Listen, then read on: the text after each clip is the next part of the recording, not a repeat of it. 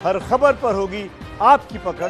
Download कीजिए ABP live app. Yes bank के संकट की अब बात करते हैं। बड़ी खबर यस बैंक के वित्तीय संकट से जुड़ी हुई। मुंबई के वर्ली में यस बैंक के संस्थापक राणा कपूर के घर पर ईडी की टीम ने छापेमारी की है।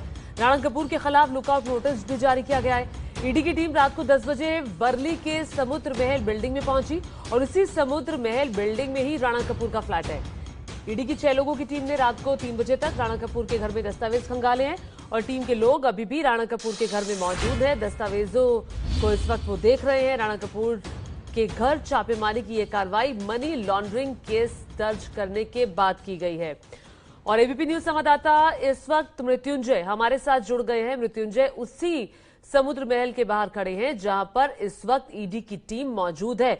मृत्युंजय, अब जाकर जो लगाम है वो कसने की तैयारी चल रही है, क्योंकि ये नहीं भूलना चाहिए यस बैंक के संस्थापक है, जिम्मेदारी इन्हीं की बनती है जो आज सभी लोग परेशान हैं।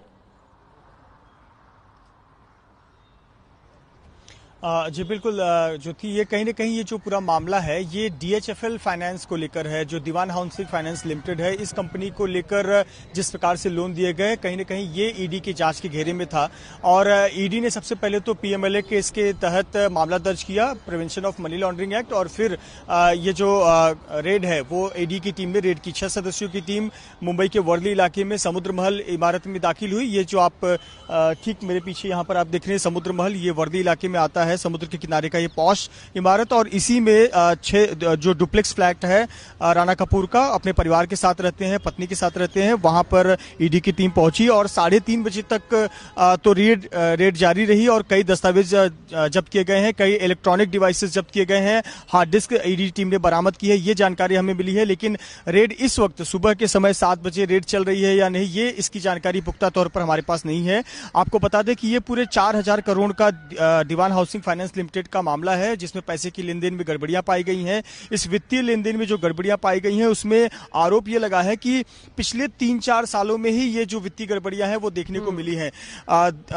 कहीं ना कहीं राणा कपूर जो कि इस बैंक के संस्थापक थे, वो उनके कामकाज के देखरेख के दौरान ये लोन उन कंपनियों को दिए गए जो एनपीए थे, यानी कि वो कंपनियां जो लोन नहीं चुका रही थी, और वो कंपनियां लोन नहीं चुका रही थी जिसमें से एक डीएचएफएल कंपनी थी। और उसके बदले में आरोप ये लगा है कि डीएचएफएल को लोन पास करने के बदले में उनकी पत्नी को उनके अकाउंट में कुछ धनराशि देखी गई है, जिसकी जांच की जा रही है। तो ये कहीं ना कहीं आरोप लगा है, जिसको लेकर ईडी टीम ने रेड की है। और फिलहाल जो टीम थी उसने कई दस्तावेज जब्त किए हुए हैं, कई हार्ड डिस्क और कई इलेक्ट्रॉनिक डिवाइसेस जब्त किए हुए हैं।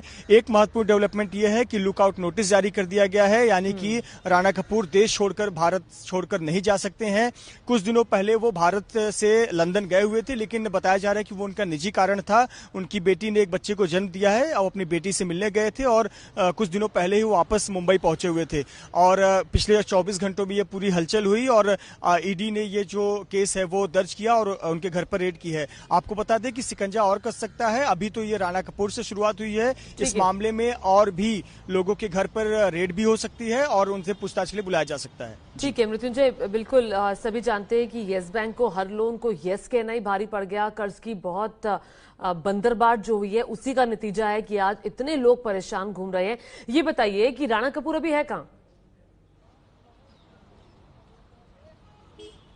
जो हमें जानकारी मिल पाई है, राणा कपूर अपने घर पर ही हैं। कल वो मुंबई में, साउथ मुंबई में एक जगह पर गए हुए थे शाम के 7-8 बजे के करीब, लेकिन रात के वक्त जो जानकारी मिली है कि वो अपने घर पर ही थे और उनकी पत्नी भी यहीं पर है। ये समुद्र महल जो इमारत है, समुद्र महल में ही उनका डुप्लेक्स फ्लैट है और शायद 2 घर हैं, पुख्ता तौर पर हम नहीं बता सकते, लेकिन जो डुप्लेक्स फ्लैट है उसमें वो मौजूद है, ऐसी जानकारी हमें मिली है। और ये जो ज्योति आप समुद्र महल इमारत देख रहे हैं, इसका बड़ा इतिहास है और मुंबई में बड़ा नाम है इस इमारत का, क्योंकि ये बहुत प्रेस्टिजियस माना जाता है। अगर किसी का घर इस सोसाइटी में हो और इस इमारत में हो, चाहे नीरव मोदी हो, उनका भी घर इसी में है और जाने माने जो कई बड़ी कंपनियों के सीईओ और एमडी हैं और कई कंपनियों के संस्थापक हैं, उनके फ्लैट्स इस इमारत में है। और माना जाता है कि जो बिजनेस टाइकून्स होते हैं उनकी पहली प्राथमिकता होती है समुद्र महल में घर लेना।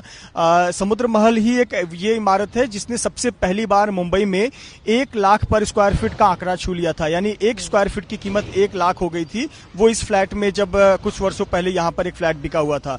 1960 में ये दरअसल ग्वालियर घराने जो सिंधिया परिवार का है उनका एक बंगलो हुआ करता था। 1960 में उस बंगलो को बेचा गया और बाद में ये समुद्र महल सोसाइटी बनी थी। तो बड़ी ही प्रेस्टिजियस है और बड़ी नामी लोग रहते हैं। नीरव मोदी की पत्नी के नाम पे भी इसमें घर है। तो आप इससे कल्पना कर सकते हैं कि इस जगह का महत्व और इस घर का, इस बिल्डिंग का महत्व भी बहुत अधिक है। ज्योति, बिल्कुल मृत्युंजय, आप बता रहे हैं कि जहां आप खड़े हैं समुद्र महल, वहीं पर ही इस वक्त राणा कपूर मौजूद हैं। ईडी की मौजूदगी में उनसे पूछताछ भी हो रही होगी और तमाम तरह के दस्तावेज भी उनसे मांगे जा रहे हैं। कई दस्तावेजों को ईडी की टीम खंगाल रही है। हम बात कर रहे हैं येस बैंक के संकट की। वित्त मंत्री निर्मला सीतारमण ने भले ही कह दिया है कि खातों से पैसे निकालने की सीमा अस्थायी है, लेकिन कई बड़ी संस्थाओं का मोटा पैसा येस बैंक के अकाउंट में 3 अप्रैल तक के लिए फंस गया है। ओडिशा के पुरी धाम के भगवान जगन्नाथ, इनका भी पैसा 3 अप्रैल तक येस बैंक में फंस गया है। आरबीआई के नए नियम के मुताबिक येस बैंक से सिर्फ 50,000 रुपए ही निकाले जा सकते हैं, जबकि जगन्नाथ मंदिर ट्रस्ट के येस बैंक खाते में दान और चंदे का 545 करोड़ रुपए जमा है। मंदिर के पुजारी परेशान हैं कि इतने बड़े मंदिर का काम काज कैसे चलेगा। पुजारियों ने पीएम नरेंद्र मोदी से पैसा दिलाने की मांग की है। येस बैंक के अस्थायी प्रतिबंध का असर गुजरात में राजकोट महानगर पालिका के खातों पर भी पड़ा है। महानगर पालिका के 164 करोड़ रुपए येस बैंक के अकाउंट में फंस गए हैं। ये पैसा केंद्र के स्मार्ट सिटी प्रोजेक्ट के तहत राजकोट महानगर पालिका को दिया गया था। स्टेट गवर्नमेंट का, सेंट्रल गवर्नमेंट का फंड है, तो गवर्नमेंट हमको छूट दे दी। कितने रुपये? 164 करोड़ है। अभी हमने मंजूरी मांगा है कि ये गवर्नमेंट ग्रांट है, तो हमको खास तौर पे मंजूरी दी जाए। परेशान सिर्फ 50,000 रुपए के ऊपर पैसा निकालने वाले ही नहीं हैं। कई जगह तो लोग छोटी रकम निकालने के लिए भी परेशान हो रहे हैं। ना एटीएम से निकल रहा, ना अंदर से बोले कल निकलेगा। ये कितने का पेट्रोल था? 2,000 रुपये बस। मेरा पर्सनल अकाउंट है यहाँ, 3,05,000 बैलेंस है मेरा। अभी आके सुबह से खड़ा लाइन में, अभी बोल रहे कैश ही नहीं है बैंक में। आम आदमी के अलावा कई सेलिब्रिटी भी येस बैंक के संकट से परेशान हैं। इन्हें तो आप पहचानते ही होंगे, अभिनेत्री पायल रोहतगी। इनके पिता का भी पैसा येस बैंक में फंस गया है। पायल रोहतगी के पिता कैंसर पेशेंट हैं। खातों पर लिमिट तय होने से वो परेशान हैं। हम ऑब्वियसली भारत के अंदर बैंकिंग में पैसे डालते हैं क्योंकि हमें ऑब्वियसली बैंकिंग का फायदा चाहिए। जो सर्कुलर आया है उसके बेसिस पे क्या प्रोसीजर है वो पता चलेगा, because the bank of person manager has to call us up and give us detail. शुक्रवार को आरबीआई के नियुक्त येस बैंक के प्रशासक प्रशांत कुमार ने उम्मीद जताई कि 30 दिन के अंदर लोगों की परेशानी का हल ढूंढ लिया जाएगा। मैं शेखर कपूर लेके आ रहा हूँ प्रधानमंत्री सीरीज 2 शनिवार रात 10 बजे।